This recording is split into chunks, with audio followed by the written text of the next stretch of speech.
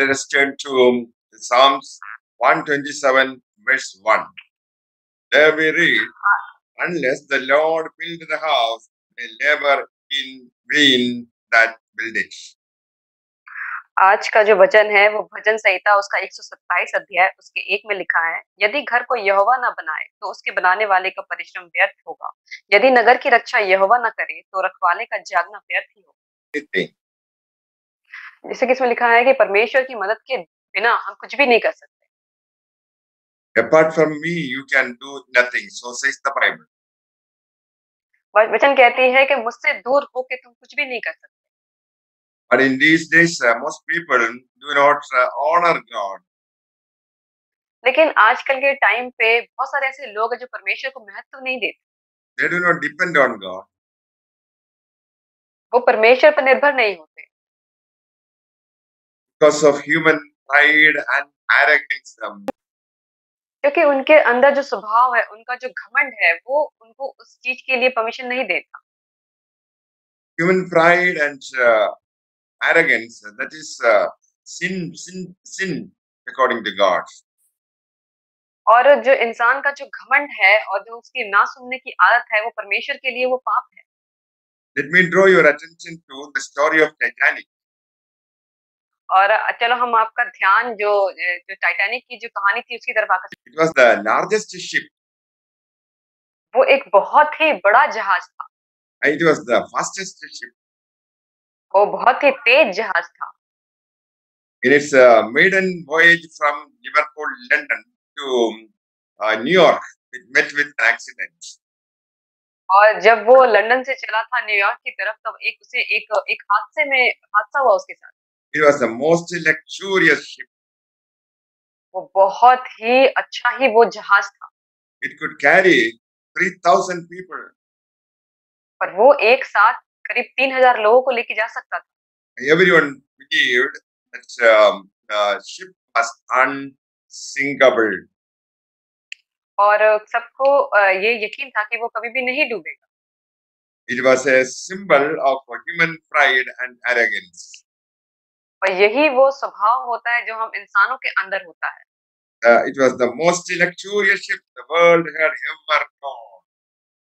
और ये एक बहुत ही महत्वपूर्ण जहाज था जो आज तक के इतिहास में लिखा हुआ। It was in fact a 5-star hotel on the sea. और उस जहाज के अंदर बहुत सारे 5 स्टार होटल्स थे। But the Titanic failed in its first attempt. लेकिन वो जो जहाज था वो पहले ही अपनी बारी में असफल हो गया। The vessel carried only 1,178 lifeboats. और उस jahaz में केवल 1700 करीब उसमें लाइफ बोट्स थे। In case there is an emergency, people can save their life by entering the lifeboat. अगर उस जगह पे कोई अगर ऐसी इमरजेंसी की घटना हो जाती तो उस जो बोट्स थे उसमें जाके लोग अपनी जान बचा सकते थे। Unfortunately, only 700 people got into the lifeboat. और दुर्भाग्य से केवल 700 लोग ही थे जो उस जहाज में आ पाए। So it was in April 14, 1912. और ये 12 अप्रैल 1912 की बात है। 1,522 people died. और करीब 1522 लोग जो थे वो मर गए। It sunk in North Atlantic Ocean. और वो नॉर्थ अटलांटिक ओशन में वो जहाज जो था वो डूब गया। It hit an iceberg. वो एक जो बर्फ की जो एक सिल्ली होती है उससे टकरा गया। So the builders as well as the passengers believed that the ship was unsinkable. क्योंकि वहाँ पे जो लोग थे वो सोचते थे वो कभी भी वो जहाज नहीं डूबेगा। Some people claimed that even God could not destroy it. और कुछ लोगों ने ऐसा भी कहा कि परमेश्वर भी इस जहाज को नहीं डुबा सकता। Unfortunately, when it hit a huge iceberg, the ship sunk into the bottom of the Atlantic Ocean. लेकिन दुर्भाग्य से वो जहाज जो था एक बहुत ही बड़ी बर्फ की सिल्ली से टकरा गया और वो समुद्र के नीचे दब गया। So whatever we do without the help of God, he cannot succeed. इसीलिए हम जो कुछ भी करते हैं, अगर उसमें परमेश्वर की आशीष नहीं होती, तो हम उसमें सफल नहीं हो सकते। Because of science and technology, we achieved many things in this world. और जैसे कि हमने विज्ञान और जितनी भी तकनीकी शिक्षाओं के द्वारा हमने बहुत कुछ इस जगत में प्राप्त किया है। But all the achievements are done to glorify man and not God.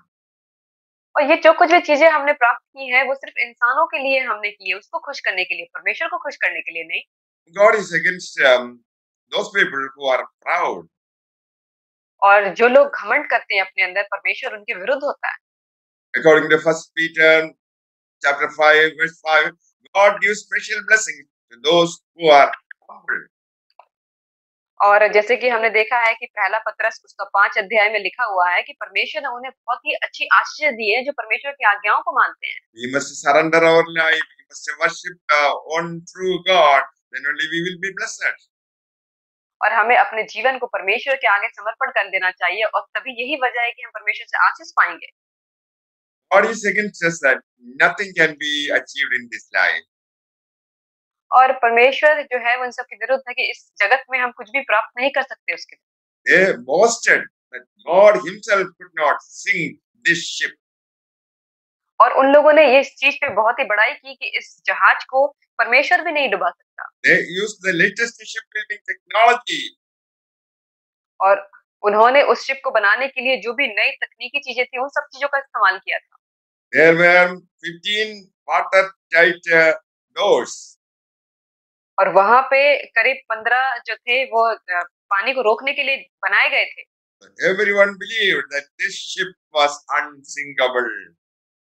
इसीलिए सब लोगों ने विश्वास कर लिया था कि वो जहाज कभी भी नहीं डूबे। Unfortunately, in its maiden voyage, the ship sank. और लेकिन दुर्भाग्य से ऐसा हुआ कि वो जो जहाज था वो समुद्र में डूब गया। People were so conceived that the ship could never sink. They believed that the ship could never sink. और लोगों ने इस तरीके से उस पे विश्वास कर लिया था कि वो जहाज कभी भी नहीं डूबेगा। So they took lifeboats for less than half of those on board. इसीलिए उन्होंने उस जहाज में जो लाइफ जैकेट रखी थी, वो जितने पैसेंजर लिए थे उससे आधे हिस्से में रखी थी। There was a warning about the danger of sinking the ship because of an iceberg. एक जब उस बर्फ की सिल्ली से टकराने से पहले एक बात उन्होंने कही थी कि अभी ये जहाज जो है वो खतरे में है। But Titanic pressed forward toward the disaster. लेकिन जो लोगों ने उसकी बात को नहीं सुना और उन लोगों ने उस जहाज को और आगे बढ़ाया। People do not pray to God. और लोग परमेश्वर से प्रार्थना नहीं करते। They do not humble before God. और वो अपने आप को नम्र नहीं करते प्रभु के आगे। But God is Almighty. लेकिन परमेश्वर जो है वो बहुत ही दयावान परमेश्वर। God is dealing with human pride. जो परमेश्वर वो लोग घमंड के साथ भी वो व्यवहार करता है। In the Old Testament, man tried to build a tower in Babel. और जैसे कि हमने पुराने नियम में देखा है कि लोगों ने एक परमेश्वर तक पहुंचने के लिए एक टावर को बनाया था। When they built it, God destroyed it. और जब उन लोगों ने उसको बनाया तो परमेश्वर ने उसे नाश कर दिया। God shattered the hope of man. और परमेश्वर ने लोगों की उम्मीद को बिखेर दिया। God also split the language of the people. और वहां पे परमेश्वर ने उनकी भाषाओं में गड़बड़ी कर दी। So that God did not want the unity of people speaking, living in different countries. और क्योंकि परमेश्वर ने उनके विरुद्ध में बहुत ही मतभेद को डाल दिया, क्योंकि परमेश्वर नहीं चाहते थे कि वो लोग एक साथ रहें, अलग-अलग देश के लोग। Friends, wealth, comfort and luxury make people fearless. अगर हमारे जीवन में अगर बहुत ही कंफर्ट आ जाता है, तो वो चीज हमें निर्भय बना देती है। When disaster is around the corner, they boast and they compete with God. और जब ऐसी कोई घटना हमारे सामने आ जाती है, तो हम बहुत ही बड़ाई करते हैं और हम परमेश्वर से लड़ने के लिए तैयार हो जाते हैं। James chapter 4 verse 4. We read, Yakub yeah, for याकूब उसका 14 अध्याय देखेंगे। what is your life? You are a mist that appears for a little while and then vanishes. और यह नहीं जानते कि कल क्या होगा। सुन तो लो, तुम्हारा जीवन ही क्या है। तुम तो भाप के समान हो जो थोड़ी देर दिखाई देती है और फिर लोप हो जाती है। So our life is like a mist that disappears or vanishes. तो हमारा जो जीवन है वो एक भाप के समान है जो थोड़ी देर दिखाई देता है, उसके बाद चली जाती है। So it's absolutely essential that the creation, mankind should depend on the Creator. इसीलिए हमें हमारे अंदर ये स्वभाव होना चाहिए कि जिसने हमें बनाया है, हमें उसके ऊपर निर्भर होना चाहिए। God gives life and God takes life. क्योंकि परमेश्वर ने ये जीवन दिया है और परमेश्वर उस जीवन को ले सकता है। During this pandemic and also other things that hit the world, millions of people died, but man was helpless. और जैसे कि हमने देखा कि इस महामारी के टाइम में बहुत सारे लोग जो हैं जो इससे पीड़ित हुए और परमेश्वर ने उन लोगों के साथ भी वैसा ही व्यवहार किया। The Bible says God opposes the proud, but gives grace to the humble. जैसे कि परमेश्वर कहता है कि जो घमंडी होते हैं वो उसके विरुद्ध में होता है, लेकिन जो नम्र होते हैं वो उनके साथ होता है। Bible asks the people to humble themselves under God's mighty hand that He may lift them up in due time. और परमेश्वर कहते हैं कि तुम परमेश्वर के सामने दीन बन के रहो ताकि वो अपना हाथ उन लोगों पर रखे और जब वो मुसीबत के समय हो तो परमेश्वर उनको मदद कर सके। God is a good God who wants to lift up your head. परमेश्वर जो है बहुत ही अच्छा परमेश्वर है और वो हमें मुसीबतों के टाइम पे वो हमें छुड़ाने वाला परमेश्वर। According to the Bible, only those people who humble before God are eligible to receive blessings of God.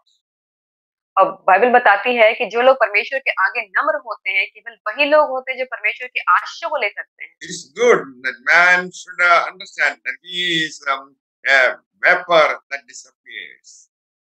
और ये उचित है कि लोगों को जानना चाहिए कि वो एक भाप के समान है जो थोड़ी देर ही दिखाई देगी, उसके बाद चली जाएगी।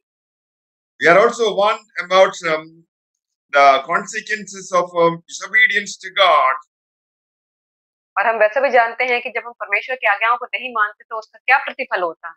The people living in Noah's days were warned about the coming danger.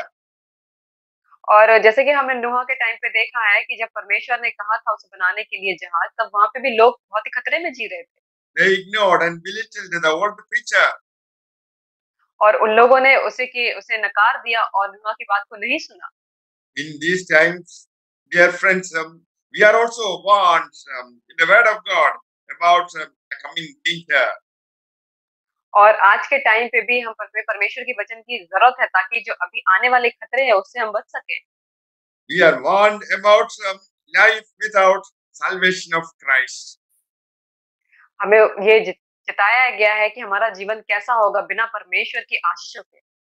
If we do not accept the forgiveness of God for our sins on the cross, we are also in danger. अगर हम अपनी वो जो क्षमा करा गया हमें, उसने अपने क्रूस पे जो जान दी, अगर हम उसे एक्सेप्ट नहीं कर सकते तो हमारा जीवन भी बहुत ही खतरे में। Dear friends, it is time for us to study the Word of God. और अभी जो वक्त है वो है कि हम परमेश्वर के वचन पे मनन कर सकें। In 1985, excavators found out the remaining portions of Titanic. और जो 1985 के टाइम पे जो उसकी जो टाइटैनिक की जो टीम थी, जो उसके जो बहुत ही जो पार्ट्स बचे हुए थे वो मिला वहां पे।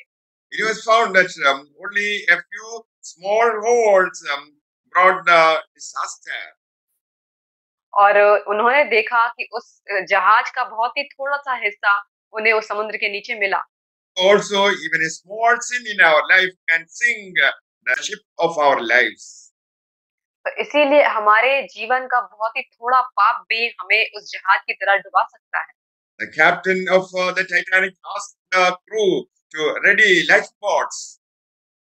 और जो उस टाइटैनिक जहाज का जो कैप्टन था, जो उसे जहाज को चला रहा था, उसने वहाँ के लोगों से कहा कि वो लाइफ जैकेट को पहन ले।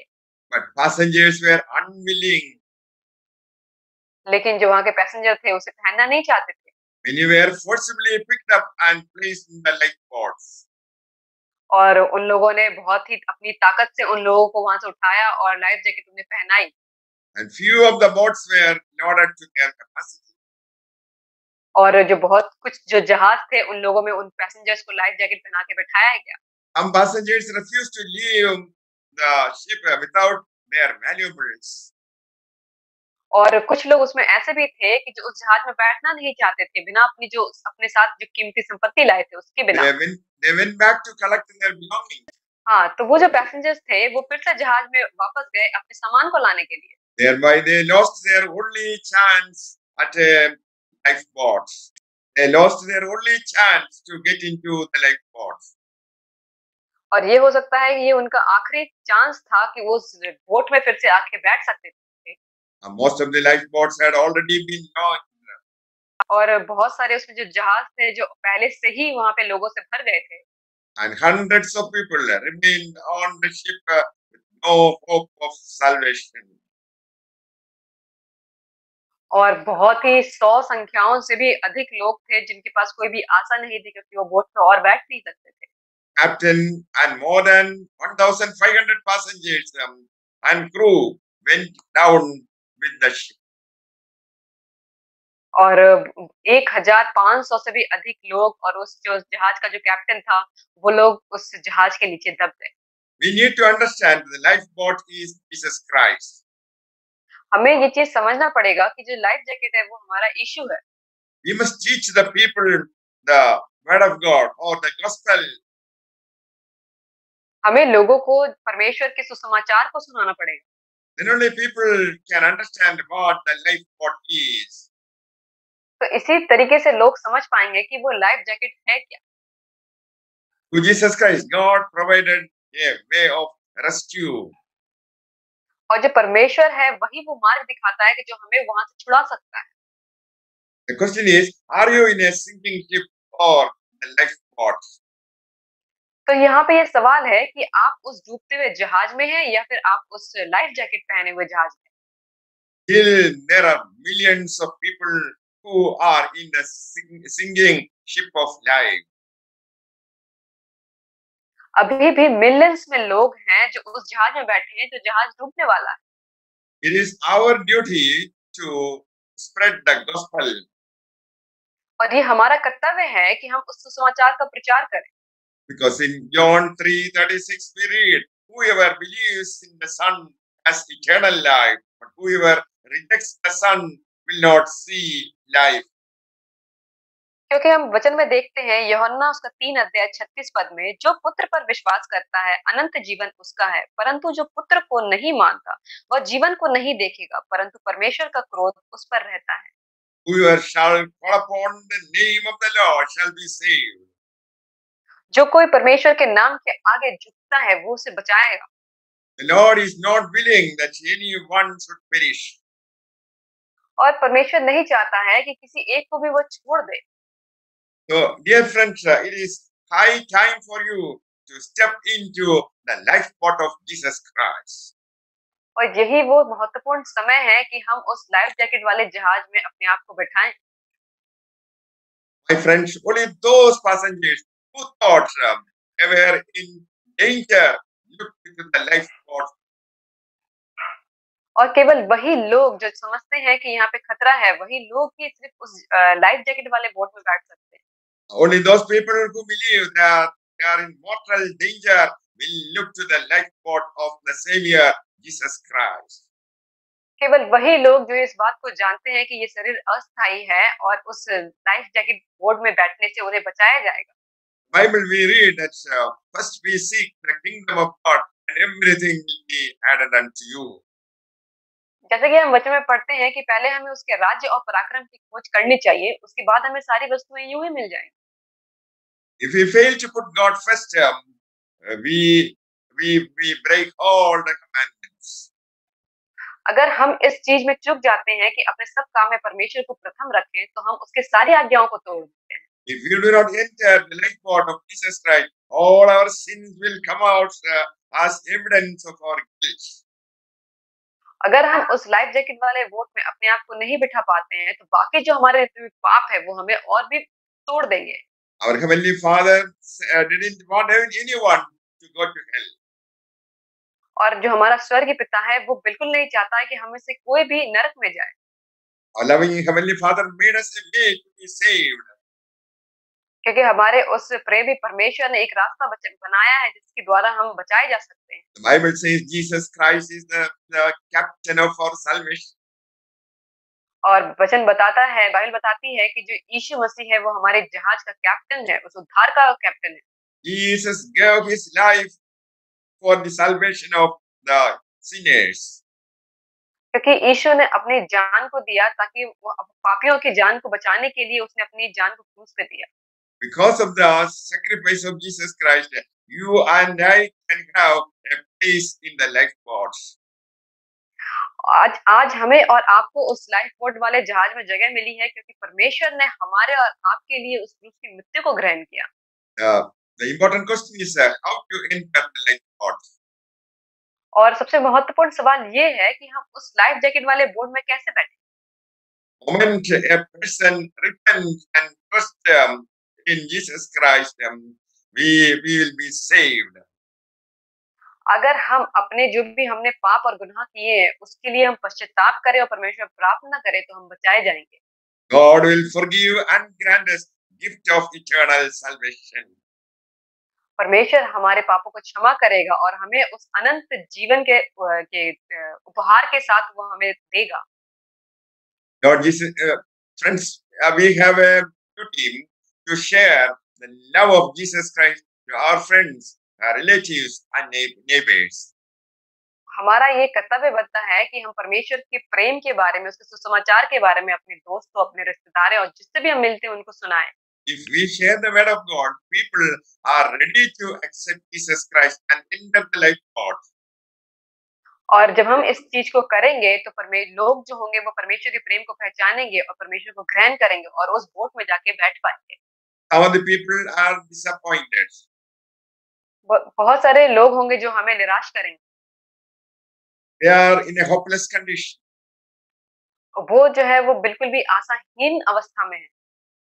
When they receive Jesus Christ as their Lord and Master, they will be victorious. और अगर ऐसे लोग परमेश्वर को अपना उद्धारकर्ता स्वीकार करेंगे, तो वो बहुत ही जयवंत जीवन को जिए। It is the greatest commission of Jesus Christ that we should we should go and speak the salvation through Jesus Christ. और एक बहुत ही महत्वपूर्ण कर्तव्य है हमारा, जो हमें प्रभु में मिला हुआ है, कि हम बाहर जाएं और लोगों को परमेश्वर के सुसमाचार, उसके प्रेम के बारे में बताएं। Our friends and relatives do not know what to do because they are in trouble. और जो हमारे दोस्त हैं, जो हमारे रिश्तेदार हैं, वो नहीं जानते कि मुसीबत के टाइम पे उनको क्या करना चाहिए। We have many religions in this world. हमारे इस संसार में बहुत सारे धर्म हैं। Religions cannot save man. और जो धर्म होता है, वो कभी भी इंसान को बचा नहीं सकता। Salvation is only through Jesus Christ. जो उद्धार है, वो केवल यीशु के द्वारा है। Man is trying to find a way to go back to God. और इंसान है, वो अभी भी ऐसे रास्तों को ढूंढ रहा है कि वो परमेश्वर के पास जा पाए। And is experimenting with the different ideologies and the religions. और जो इंसान है, वो बहुत ही कोशिश कर रहा है इस टेक्नोलॉजी के साथ या फिर ताकि धर्म के साथ, ताकि वो परमेश्वर के पास पहुंच सके। But there is only one way, that is Jesus Christ. लेकिन यहाँ पे केवल एक ही मार्ग है, वो है यीशु मसीह। Jesus said, I am the way, the truth and the life. क्योंकि परमेश्वर ने कहा है कि मैं ही मार्ग, सत्य और जीवन हूँ।